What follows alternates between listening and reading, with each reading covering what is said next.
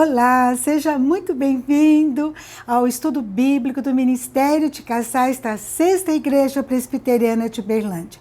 Eu espero que você esteja bem, com saúde, com alegria, sob a paz do nosso Deus.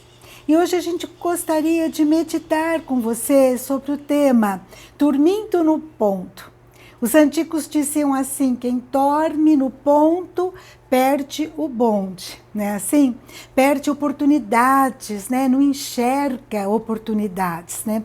Fica insensível ao que está acontecendo em sua volta. Nós estamos vivendo um momento delicado.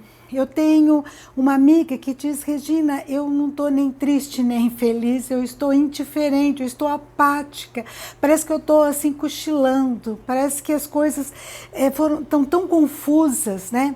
Que eu estou fora da realidade. E eu gostaria de falar sobre isso, sobre sonolência espiritual.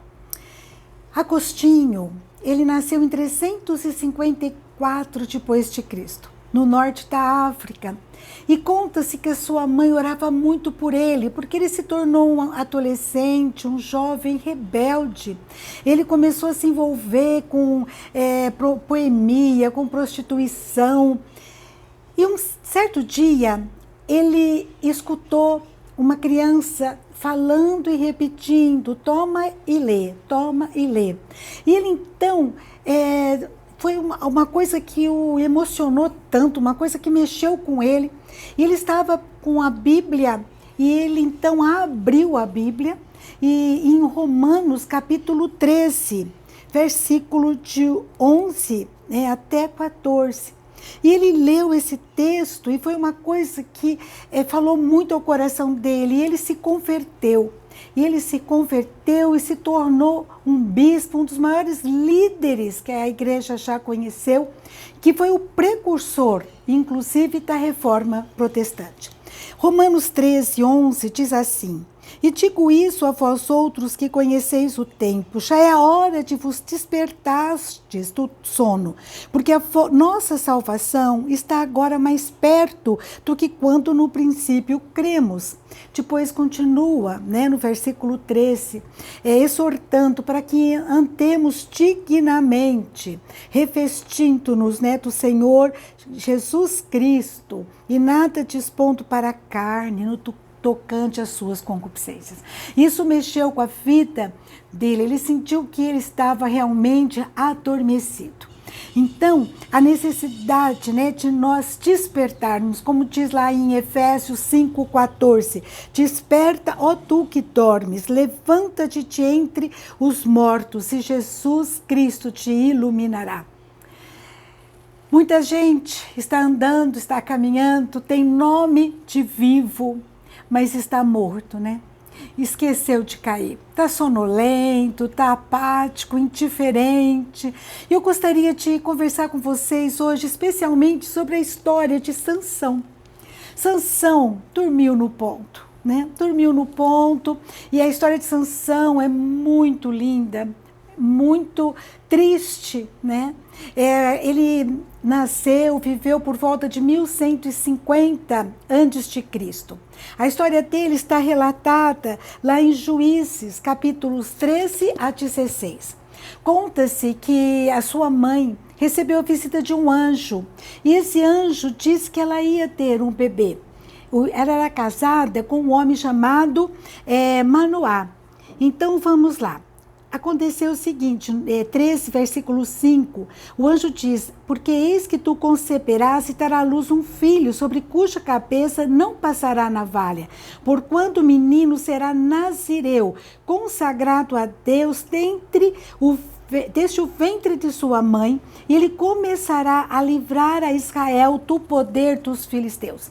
Então o anjo chega para essa senhora e diz: a senhora, você vai ter um filho. Ela era estéril, e esse menino vai livrar o povo, ele tem uma missão, ele vai livrar o povo de Israel dos filisteus. E lá no capítulo 13 de Juízes, versículo 24, diz que ela deu à luz um filho e lhe chamou Sansão. O menino cresceu e o Senhor o abençoou. Sansão, ele cresceu, foi juiz por 20 anos, juiz de Israel, e ele era muito amado, ele era muito admirado, né? Mas ele tinha algumas características que eram ímpares, né? Ele tinha uma força sobrenatural. Ele conta a Bíblia que ele rasga um leão, ele mata homens, ele põe fogo na lavoura dos filisteus, que ninguém podia com ele. Só que ele tinha um ponto fraco. E esse ponto fraco fez ele cochilar nos braços do inimigo, né? O ponto fraco de Sansão eram as mulheres. Eu penso em Sansão como um cara carentaço, né? Parece que ele não tinha amigos, parece que ele ficava buscando consolo nos braços de mulheres. E ele literalmente dormiu no ponto, né? Por 3 vezes, ele está com uma mulher chamada Dalila. E ela é assediada pelos filisteus, né? E os filisteus pedem para ela, tenta descobrir de onde que vem essa força do Sansão. E por 3 vezes ela pergunta para Sansão, de onde vem a sua força? E Sansão responde. Daí Sansão responde, minha força, se vocês me amarrarem com 7 tiras de couro frescas, eu não vou perder a força. E ele cochila nos braços dela, e quando acorda, ela fez isso, mas ele consegue se libertar. De novo ela pergunta, e ele fala assim, se me amarrarem bem com cordas novas, eu vou ficar fraco como qualquer outro homem.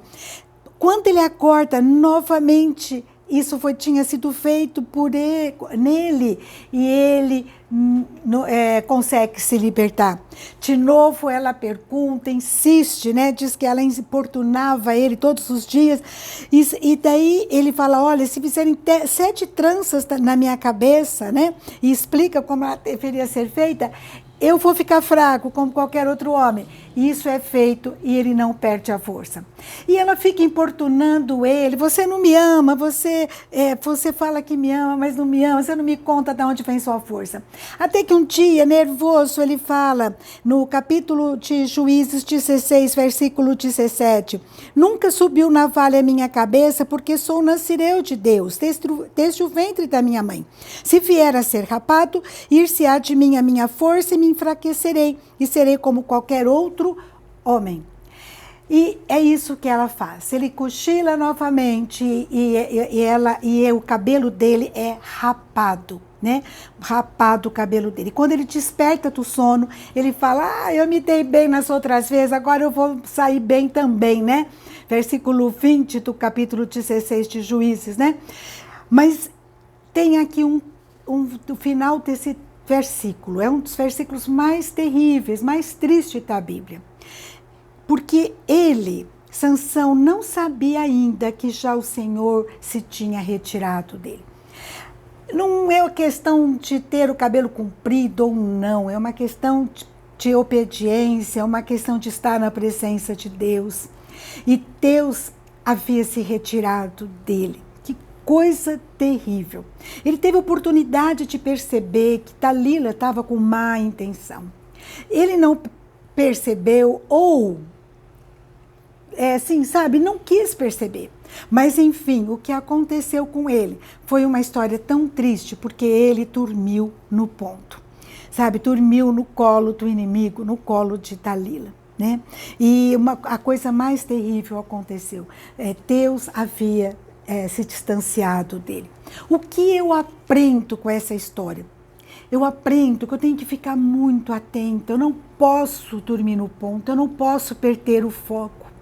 E como que eu durmo no ponto? Eu durmo no ponto quando eu me afasto de Deus e dos seus princípios. E o que pode me afastar de Deus, né? Eu me distanciar, eu não orar mais, eu não buscar mais a palavra dele, não orar, não procurar agradá-lo, não é verdade?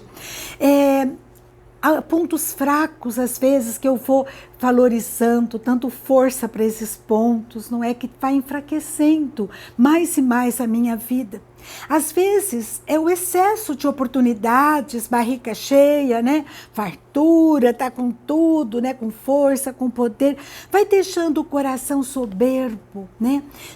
Jesus fala para a igreja de Laodiceia, lá em Apocalipse 3, versículo 17. Você fica aí falando, estou rico, abastado e não preciso de coisa alguma. No entanto, é infeliz, miserável, pobre, cego e nu. Quanto mais a pessoa se acha, né, a soberba invade o coração dela, mais distante ela fica do Senhor, menos ela é. A pessoa vai enfraquecendo na fé. Quantas vezes ela fica contrariada pelos nãos da vida, porque orou e parece que Deus não respondeu. Mas Deus, ele é soberano, ele decide o que fazer. Por que os nãos? Porque às vezes a gente ora tanto por alguma coisa e as coisas não acontecem como a gente quer. Eu não sei, mas Deus sabe, a gente tem que crer que Ele pode todas as coisas, Ele nos ama e tudo coopera para aqueles que amam a Deus. Outras situações que podem ocorrer, às vezes a gente vai se afastando, vai se irritando, vai se acedando, né? Às vezes pelo pecado que a gente vai aceitando, vícios, más companhias, más conversações, pela ganância, pela sexualidade descontrolada, como foi o caso de Sansão. São pontos fracos que a gente precisa pensar.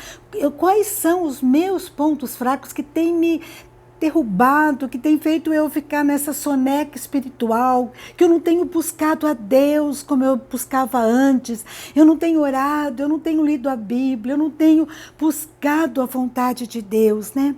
O que está acontecendo comigo?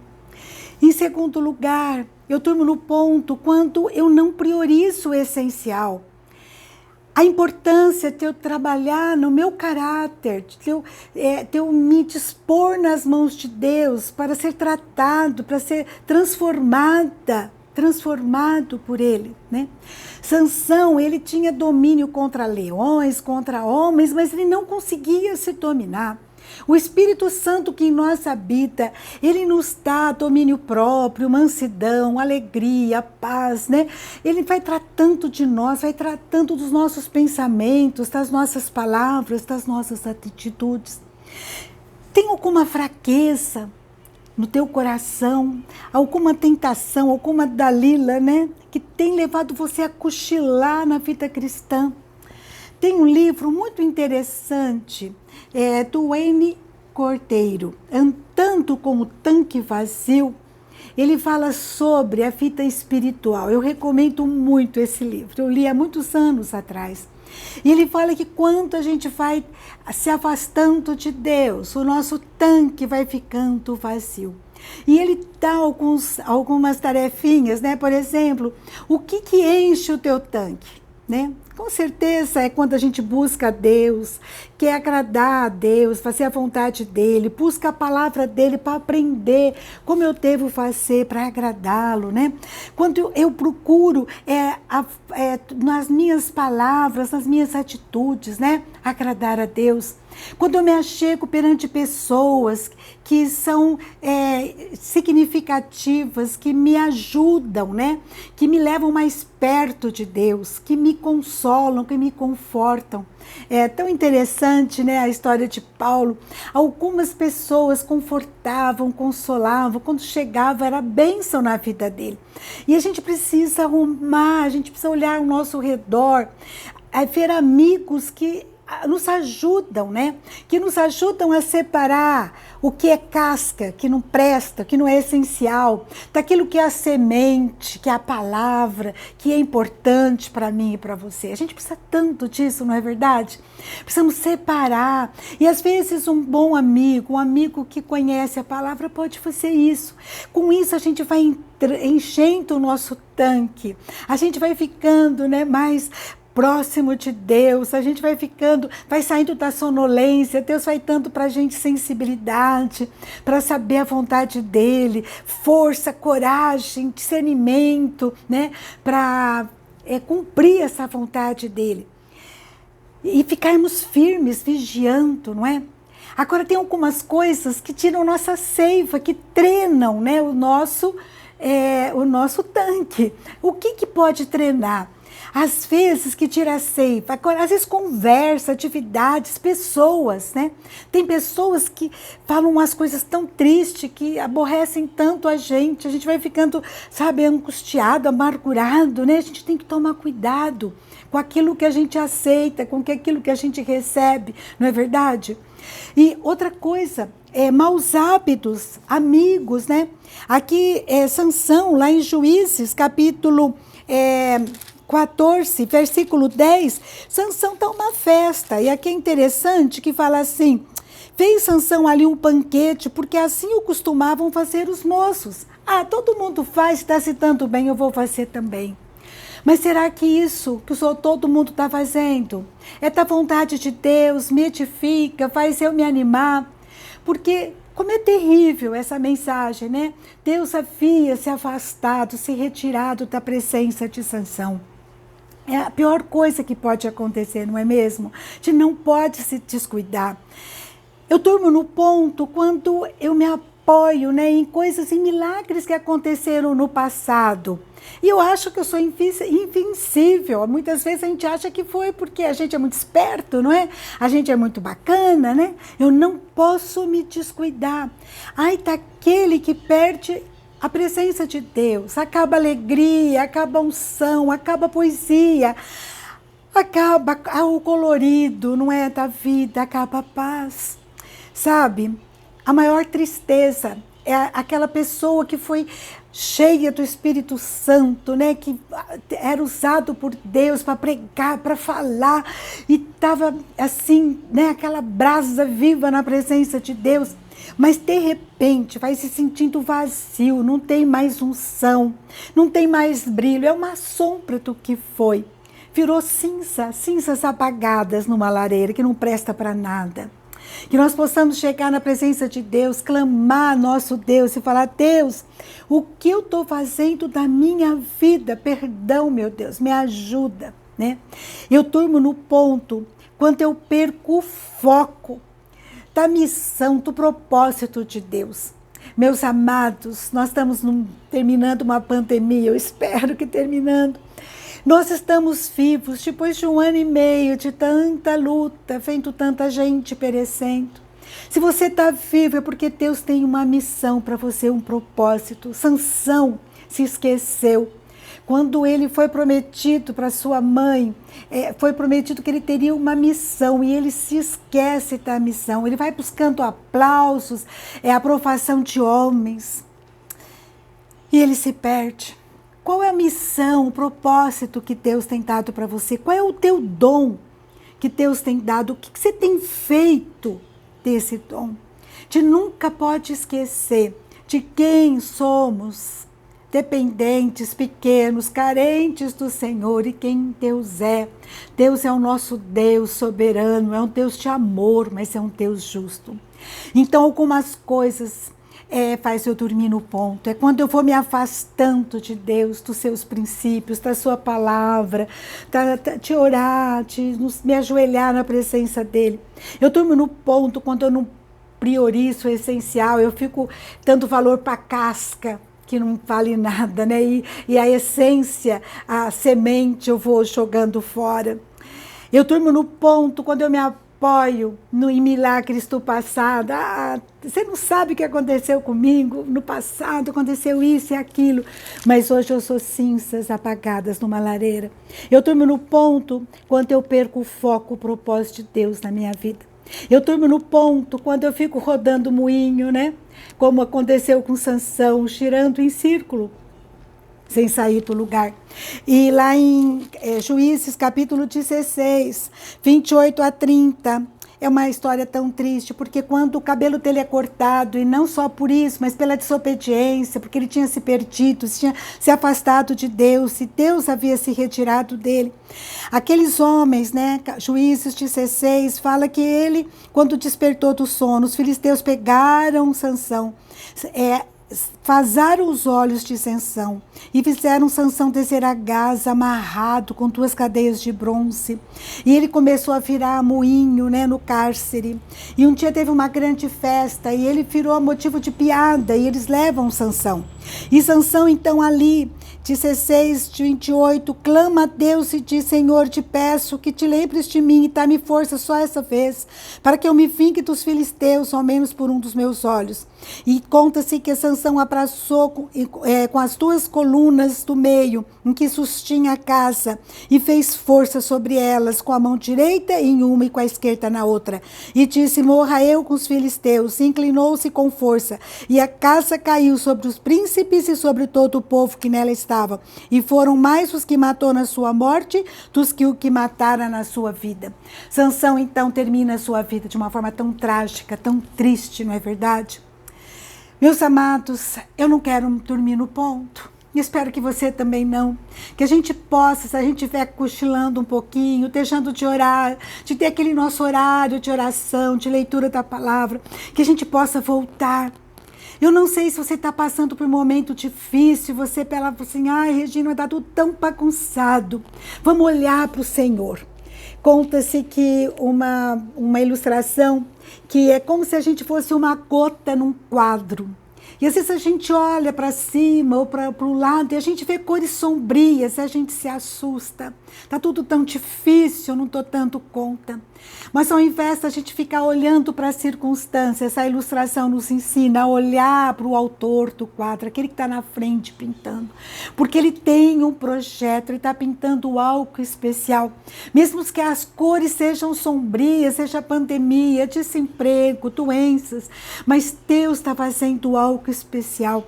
Vamos orar e pedir: Senhor, me acorda, me dê sensibilidade, me dê visão para eu enxergar a tua vontade, para eu cumprir o seu projeto para a minha vida. Eu não entendo, Senhor, o que está acontecendo, mas eu sei que o Senhor é soberano, que um dia vai fazer sentido. Eu sei que se eu estou viva, o último capítulo não foi escrito. E lá em Jeremias 29, 11 a 14, Deus fala para mim e para você: buscar-me-eis e me achareis quando me buscardes de todo o vosso coração. Serei achado de vós, diz o Senhor, e farei mudar a vossa sorte. Oh, meu Deus, muda a nossa sorte. Que a gente possa estar hoje, no início dessa semana, buscando o Senhor com o nosso coração ardendo. Eu quero mudança, eu não quero dormir no ponto, eu quero cumprir a sua vontade. Mas daí você pode: mas Regina, eu estou com alguns problemas tão sérios. Eu não sei qual é a sua causa. Apresente a sua causa na presença de Deus. Você pode dizer: eu não dou conta, mas se coloca na presença de Deus. Deus é o Deus que olha, Ele vê. E cada novo dia é uma oportunidade de Deus para a gente trabalhar na nossa história, fazer algo novo, deixar um novo legado. Ah, nosso Redentor está vivo, Ele pode todas as coisas. Jó diz lá em 42:2, bem sei que tudo pode, se nenhum dos seus planos pode ser frustrado. Senhor, o Senhor pode todas as coisas. Eu apresento a minha causa na tua presença. Se coloque na presença de Deus. Porque nosso Deus, a gente pode cochilar, mas nosso Deus, Ele não cochila. Eu acho maravilhoso o Salmo 121. É o Salmo do viajante, né? Eu, meu esposo, Leomã, Leandro e Débora, quando a gente chegava das nossas viagens, nós entrávamos na cidade cantando, né? Para os montes olharei, de onde vem a salvação. É lindo esse cântico, né? A gente agradecia a Deus, né? Que Deus estava conosco. Esse capítulo da Bíblia fala muito ao meu coração. Por 6 vezes o salmista usa o verbo guardar. Deus que guarda a nossa vida, guarda Israel, guarda a gente das intempéries do sol, nos guarda de todo o mal, guarda a nossa alma, guarda a nossa entrada e a nossa saída. Esse é o nosso Deus que nos guardar aqui tem um sentido tão maravilhoso, te envelopar, te nos envolver, te fazer com que a gente esteja aconchegado, né, na sua presença, com Ele. Eu não sei os momentos difíceis, às vezes de incerteza, insegurança que você está passando, todos nós de certa forma, né, agendas, na expectativa, a gente não sabe o que pode colocar nela. A gente não pode abraçar as pessoas que a gente encontra, não pode ir em qualquer reunião, toda hora mexendo com algo, toda hora com máscara, né? Mas aqui me diz, nesse momento, né? O salmista fala, eu elevo os olhos para os montes, de onde me virá o socorro? E ele responde para mim e para você, o meu socorro vem do Senhor, Deus Criador, que fez o céu e a terra, Deus que pode todas as coisas. E Ele não permitirá que os teus pés vacilem, porque não dormita aquele que te guarda. Depois ele fala que Deus não cochila, né? Nosso Deus tremendo, Deus do impossível, que tem os olhos abertos e nos enxerga. Um Deus que é incansável, ele não cochila, não dorme, não se cansa. E a Bíblia fala lá em Isaías 64, versículo 4, que ele trabalha para aqueles que nele esperam. E em Isaías 41, 11, Deus fala assim, não temas você que está me ouvindo, não temas, Regina, porque eu sou contigo, não te assombres, porque eu sou o teu Deus, eu te fortaleço e te ajudo e te sustento com a minha destra fiel. Vamos sair desse cochilo, dessa apatia, dessa insensibilidade, dessa indiferença.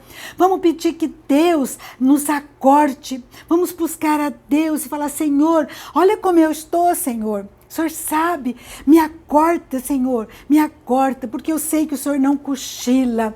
O Senhor guarda a minha entrada, a minha saída. O Senhor não deixa meus pés de vacilar. E eu tô vacilando, eu tô dormindo, eu tô cochilando, eu tô apática, distante. Acorda, Senhor, faz reviver, Senhor, o fogo, né, do meu coração, a alegria da sua salvação.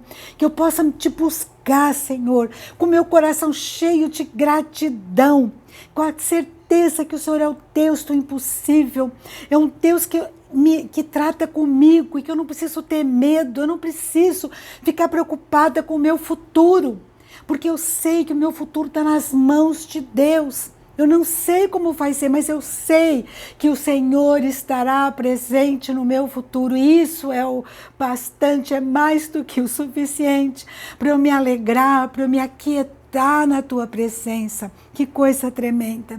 Eu sei que o Senhor jamais nos abandonará. Obrigada, meu Deus, porque o Senhor não desiste de nós. Lá em Mateus 28, versículo 20, Jesus fala, e eis que estou convosco todos os dias. Hoje eu estou convosco todos os dias até a consumação do século. Nada, nem ninguém pode nos separar de Deus, Deus presente, do seu amor. Se esteja, busque o Senhor, coloque-se na presença dEle. Vamos orar agora. Ah, meu Deus, meu Pai, quero te pedir perdão, porque muitas vezes a gente fica tão ansioso, tão preocupado, querendo fazer as coisas por nós mesmos, pela nossa força, Pai. E a gente vai cochilando no ponto, Pai, obrigada, porque o Senhor está nos acordando agora, Pai. Ó, Pai, vai trabalhando no meu coração e no coração de cada pessoa que está me ouvindo, Pai. Vai tratando conosco, despertando aquele ardor, aquela vontade, aquela sede de ouvir a Tua voz através da Tua palavra, Pai. Aquela vontade de contar para o Senhor nossas lutas, nossas mazelas. Aquela vontade, Senhor, de nos relacionarmos contigo, de te agradar, Senhor. De falar aquilo que o Senhor gosta de ouvir, Senhor. Aquilo que te agrada, ter atitudes que te agradam. Senhor, queremos voltar o nosso coração na Tua presença agora, Pai, e ouvir a Tua voz e Te buscar, que seja uma semana maravilhosa, Pai, uma semana, Senhor, que não mais cochilando, Senhor, mas uma semana atenta às oportunidades que o Senhor tem nos dado, e são tantas, Pai, que a gente que possa fazer bom uso de cada uma delas, Pai, nos ter discernimento, nos ter visão, Pai.